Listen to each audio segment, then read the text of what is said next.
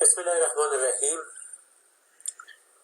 در مضمون فیزیولوژی در خدمت شما هستیم برای محصلین سمستر ششم که به صورت ویدیو اسلاید خدمت شما عزیزان ارائه میشه. در هفته 11 مضمون فیزیولوژی نباتی در خدمت شما عزیزان هستیم. مطالب در این جلسه مورد بحث قرار خواهد گرفت. مروری هست بر درس گذشته، جلسه قبلی در رابطه با مدیریت تولید محصولات زراعتی در جهت تعادل بین رشد و تمایز. سپس بررسی تغییرات رشد رو در محصولات و نباتات مورد بررسی قرار خواهیم داد و به دنبال آن مطالعه منحنی رشد رو مورد بررسی قرار میدهیم و در انتها نیز جنبندی از درس این جلسه خواهیم داشت.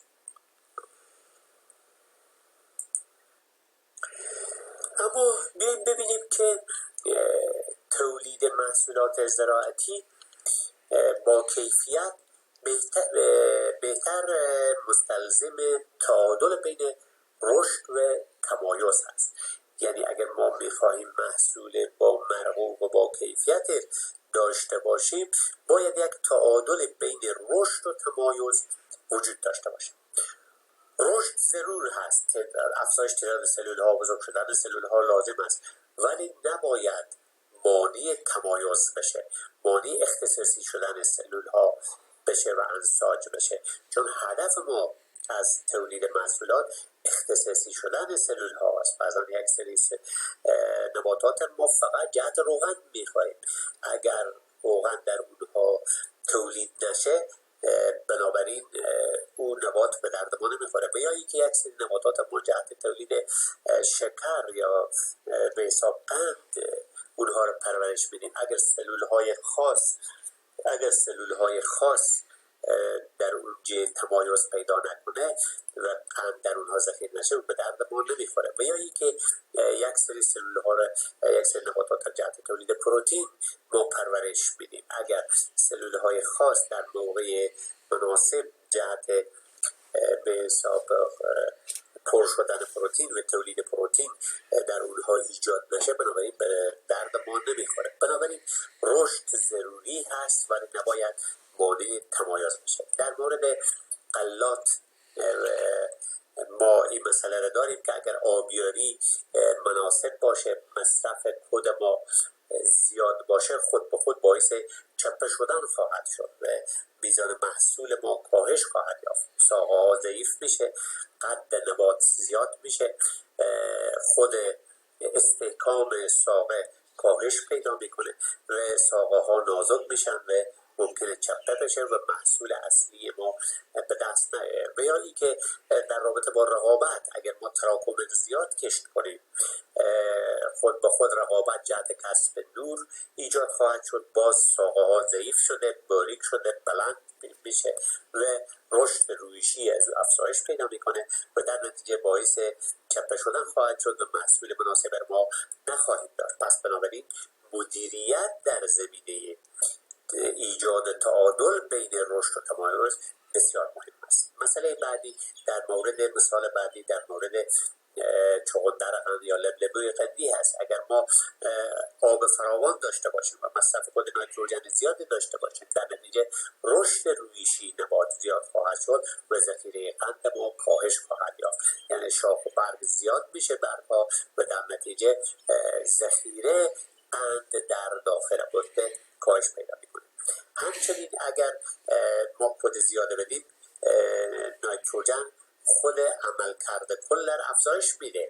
ممکنه قده های بسیار بزرگ و کلان ما ایجاد داشته باشیم، شاخ و برگ زیادی داشته باشیم، ولی میزان عملکرد قند ما، تولید قند ما در واحد سطح کاهش خواهد یافت، چون بیشتر نیتروژن صرف رشد رویشی شده یا بزرگ شدن قده شده. توناژ قده ما، ریشه چغندر ما زیاد میشه ولی میزان قند از اون کاهش خواهد یافت. همچنین مسئله دیگر لحاظ مدیریتی بسیار مهم است، مسئله دور هست و ذخیره قند است و درجه حرارت است که اگر ما در خزان در برج 7 به بعد ما 8 و 9 ما آفتاب فراوان داشته باشیم و خدمت شما هستم درجه حرارت ما کاهش پیدا کنه، مدیریت بشه که زمان تولید قده ما و برداشت قده ما بعد از برج 8 و 9 با صورت بگیره، در نتیجه باعث میشه که نور کافی باشه و روزها فتوسنتز انجام بشه، اما شب تنفس کاهش پیدا کنه و این فتوسنتز مواد قندی در قده تجمع پیدا کنه، اضافه بشه و در نتیجه میزان قند در خود ریشه ذخیره بشه و میزان قند افزایش پیدا کنه. بنابراین در هنگام ذخیره قند گیاه به نور زیاد نیاز هست، درجه حرارت های خنک و مسئله دیگری که نیتروژن ما در این مرحله باید به صفر رسیده باشه و نیتروژن باقی نمونده باشه که باعث رشد رویشی بشه و میزان محصول قند کاهش بشه. این مسئله را در مورد خربزه گرمه یا تالیبی شیرین و مرغوب میتونه این مسائل رعایت بشه که درجه حرارت های خنک و روش مدیریتی مشابه نیازمند است تا ما طالبی های شیرین و مرغوب داشته باشیم. همچنین در مورد گیاهان علوفه‌ای از جمله سبز مهم هست که در خزان روزهای آفتابی مناسب داشته باشیم که در این روزها میزان مواد قندی و نشاسته‌ای در توقع و حساب ریشه سبز تجمع خواهد یافت و باعث میشه که او در برابر سرمای زمستان محافظت کنه و در نتیجه ریشه ها برای سال آینده مواد کافی داشته باشند جهت تولید جوانه ها و رشد مجدد.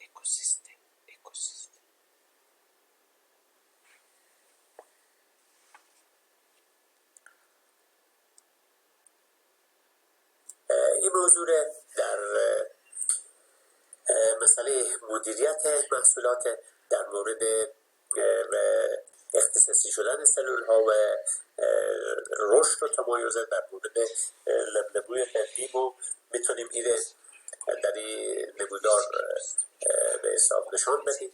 با افزایش در محور افقی، با افزایش میزان کد نیتروژن ما میبینیم که عملکرد قسمت های هوایی ما به تدریج افزایش پیدا میکنه. به زمانی که به 150 تا 200 کیلوگرم میرسه تقریبا ما حد اکثر میزان عملکرد قند خواهیم داشت. چرا؟ چون عملکرد قسمت های هوایی و ریشه ما افزایش پیدا کنه. اما میبینیم که اگر ما میزان نیتروژن در منحنی دوم از حدود 70 و 100 افزایش پیدا میکنه به سمت 150 و 200 پوند در ایکر میرسه، میزان عملکرد قند ما کاهش پیدا میکنه. یعنی حد اکثر عملکرد ما در 70 تا 100 پوند در ایکر کد نیتروژن دار داره. دلیل از این است که عملکرد ریشه با توجه به این که در منحنی سوم پایینی میبینیم که عملکرد ریشه با توجه به این که در تا 150 و 200 افزایش پیدا کرده و در 150 و 200 ثابت شده، اما به دلیل ای که فیصدی مقدار ساکاروز به تدریج کاهش پیدا میکنه با بزرگ شدن غده و عملکرد غده، بنابراین حاصل ضرب این دوتا که عملکرد قند هست از 100 به بعد کاهش پیدا میکنه. بنابراین باید طوری مدیریت بشه که ما هم میزان توناژ، چون حاصل به حساب محصول لبلبوی قدیم و حاصل ضرب دو تا فاکتور از یک عملکرد زیاد داشته باشیم، یعنی خودده‌های بزرگ و مناسبی داشته باشیم. دوم فیصدی قند مناسبی داشته باشیم. اگر فیصدی قند ما از به طور مثال 12 13 یا 14 فیصد کمتر باشه، 14 فیصد کمتر باشه، شاید مفهوم به صرفه نباشه و زمانی به حساب مناسب هست یک بار لبلب و قندی که میزان فیصدی قند از اون بالای 14 فیصد باشه. بنابراین باید طوری تنظیم بشه که حاصل ضرب میزان عملکرد ما یا وزن خودروهای ما در فیصدی قندی که داره این به حد اکثر مقدار برسه که کارخانجات قند بتونن اون استحصال کنن و مورد نظر از اونها باشه بتونن اون بپذیرن. خب حالا میپردازیم به تغییرات رشد در نباتات و یا ای که در اندامهای مختلف نباتات ببینیم که رشد و یا الگوی رشد یا تغییرات رشد در اینها به چی نوع است. الگوی رشد در طی یک نسل نوعاً به وسیله یک تابع رشد که موسوم به منحنی سیگمویدی یا اس شکل است مشخص میشه. یعنی که اگر ما روند رشد نباتات رو در نظر بگیریم و یا اندامهای مختلف نباتات رو در نظر بگیریم، ما رشد از اینها رو اگر در طول زمان بررسی کنیم از یک منحنی پیروی میکنه که تحت عنوان منحنی سیگمویدی یا منحنی اس شکل. اساساً کل طبیعت و موجودات زنده که در طبیعت وجود دارند الگوی رشد از اونها به صورت اس شکل یا به صورت منحنی سیگمویدی است. یعنی اگر در طول زمان از بعد و تولد تا زمان مرگ موجودات روی کره زمین را ما بررسی کنیم، ما میرسیم به همچین منحنی. این منحنی نه تنها در مورد نباتات که بلکه در مورد انسان ها هم صادقه. ببینیم که این منحنی چگونه هست و چگونه ما میتونیم ایره ترسیم کنیم و یا اینکه ایره به دست بیاریم.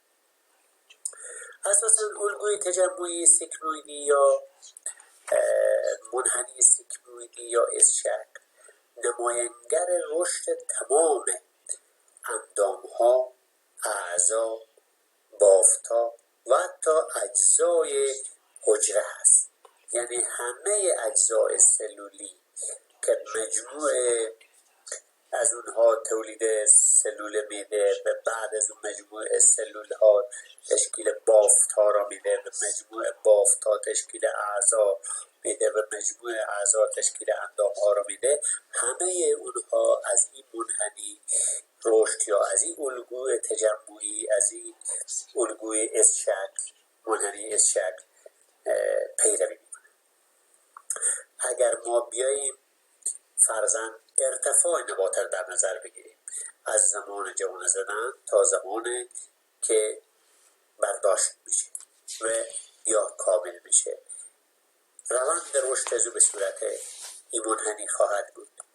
اگر تو عرض مساحت برگ رو در نظر بگیریم از این الگو پیروی خواهد کرد.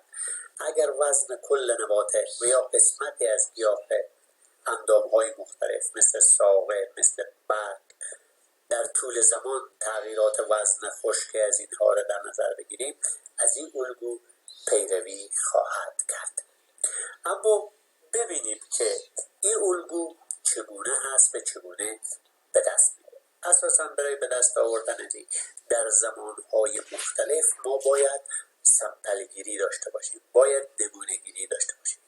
چنان که در منحنی مشخص هست، میبینیم گفته روز یعنی محور افقی ما بر اساس روز تعریف شده. اگر ما نبات از روز 0 یعنی ابتدا که کشت میکنیم تا روز 100 یعنی حدود 3 ماه و خورده‌ای که طول عمر از اون میگذره، ما مورد مطالعه قرار بدیم و در فاصله هر 25 روز یعنی 25 50 75 و 100 روز بیایم نمونه برداری کنیم، وزن نبات را بررسی کنیم، می‌بینیم که روندی برای ما نشان میده که تحت عنوان منحنی رشد است. پس منحنی رشد را ما میتونیم با نمونه برداری های مختلف در زمان های مختلف ایره به دست بیاریم. اما اساساً این منحنی دارای چند قسمت است.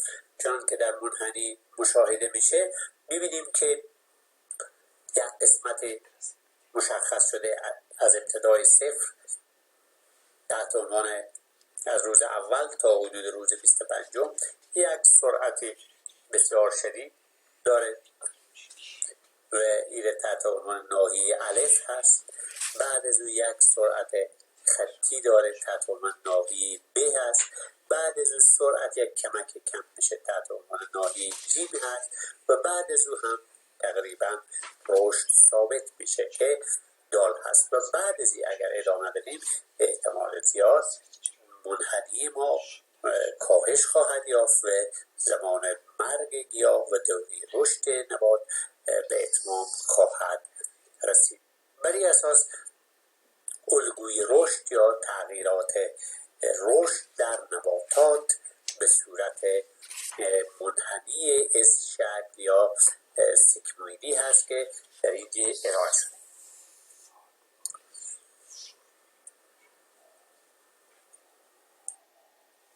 خب اما چون که مشاهده میشه و در اسلاید قبلی توضیح داده شد این منحنی دارای چند قسمت است. در قسمت الف یک سرعت رشد تصاعدی را ما داریم، یعنی سریعا نبات رشد میکنه، تعداد سلول های ازی زیاد میشه، حجم سلول ها زیاد میشه و رشد سریع داره که به صورت تصاعدی اضافه وزن پیدا میکنه. این حالت را ما در مورد یک کودک نوزاد را هم داریم که ظرف چند روز یا چند ماه اول و بسیار سریع رشد میکنه و بزرگ میشه. بعد از اون مرحله رشد خطی هست یا فاز بی ما که همزمان یک رشد متناسب خطی به ازای روزهایی که میگذره وزن از او هم تقریبا متناسب با گذشت زمان افزایش پیدا میکنه. بعد از این مرحله میرسیم به مرحله جی، یعنی سرعت رشد به کاهش پیدا میکنه و از او حالت خطی که به ازای هر واحد گذشت از روز افزایش وزن ما دیگر نخواهیم داشت و در نتیجه یک کاهشی در میزان رشد ما مشاهده میکنیم که کاهش به صورت تصاعدی است. سپس به مرحله میرسه که نبات تقریبا رشد از اون ثابت میشه، یعنی حالت رسیدگی فیزیولوژیکی هست، یعنی بعد از این دیگه نبات رشدی نخواهد داشت، ماده خشکی یا وزنی به خود نبات اضافه نخواهد شد. بنابراین در مرحله رسیدگی فیزیولوژیک زمان برداشت نبات نزدیک میشه و ما میتونیم نبات رو برداشت کنیم.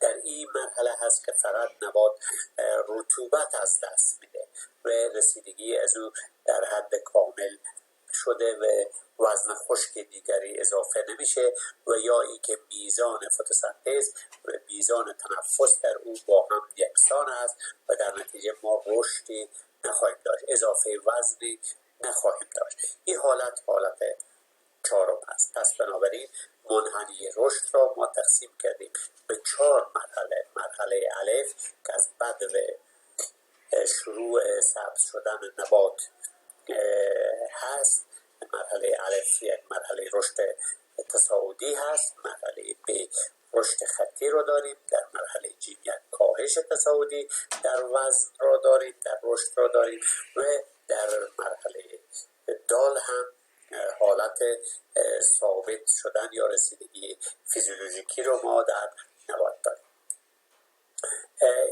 حتی در این منحنی ما که توسط دانکن در سال 1981 در ایستگاه تحقیقاتی کشاورزی اوهایو ارائه شده، ما به راحتی میتونیم تطبیق بدیم. هرگاه یک نبات جواری رو در نظر بگیریم در طی دوران رشد از او که از 0 شروع میشه و تا 160 روز ادامه پیدا میکنه، وزن کل از او که منحنی اولیه ما هست به تدریج اضافه میشه و یک رشد بسیار سریع، رشد ثابت و یک حالت کاهش تصاعدی و مرحله ثابت شدن رو داریم که مرحله ثابت شدن از 120 روز تقریبا یا 130 روز تا 160 روز ادامه پیدا میکنه. پس همواره وزن افزایش یافته و تقریبا به 200 کیلوگرم در هکتار به 200 در تقریبا به 20 تن در هکتار رسیده. 200 ضرب در 10 به توان 2 یعنی 100 ضرب در 200 تقریبا میشه 20,000 کیلوگرم در هکتار که میشه 20 تن در هکتار. میزان تولیدات از او رسیده از تولید جواری هست 20 تن در هکتار.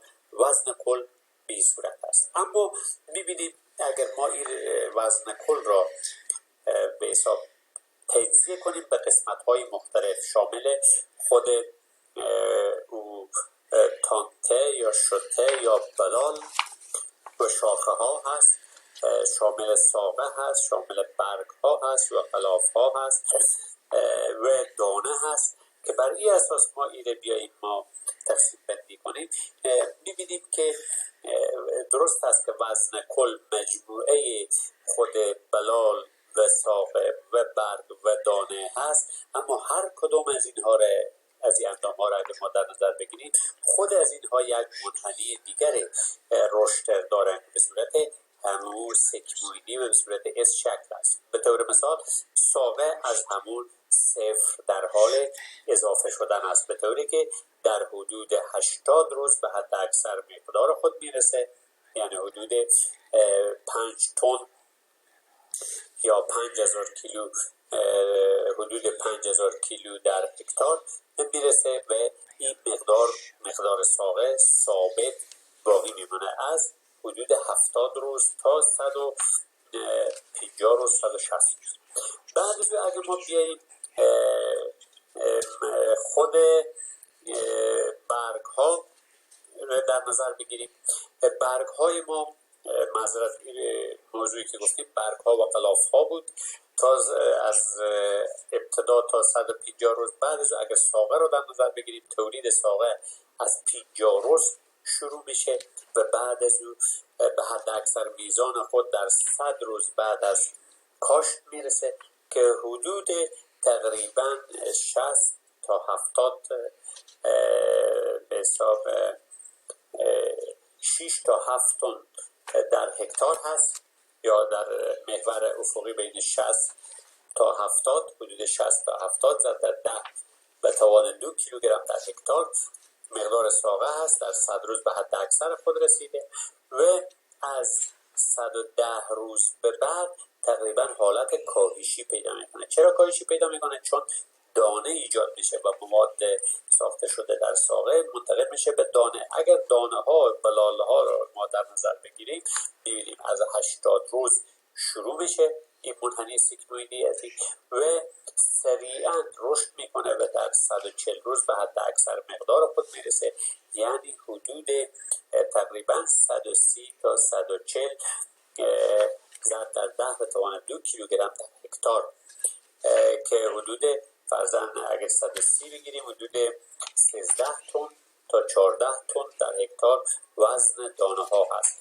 بنابراین میبینیم منحنی دانه از همه بیشتر شده با وجودی که دیرتر شروع شده. بنابراین هر یک از اندام ها را اگر ما به صورت جداگانه و یا کل گیاه را اگر در نظر بگیریم همه از اینها از الگوی رشد سیگمویدی یا اس شکل پیروی میکنن مطابق منحنی منحنی که در اینجا توسط دانکن ارائه شد. بنابراین در اینجا میرسیم به پایان این جلسه. مطالبی که ارائه شد در رابطه با منحنی رشد بود که کل نباتات و اندامهای مختلف نباتات و حتی موجودات زنده در طبیعت که ما در دنیای که ما به حساب زندگی میکنیم، اینها همه از الگوی رشد پیروی میکنن که به صورت اس شکل یا سیگمویدی هست و این میتونیم ما با گذشت زمان با اندازه گیری ها و سمپل هایی که از مزرعه برمیداریم و اندام های مختلف رو وزن میکنیم و وزن خشک از اینها رو به دست میاریم، میتونیم اندازه گیری کنیم. اگر سوال در اینجا باشه ما در خدمت هستیم.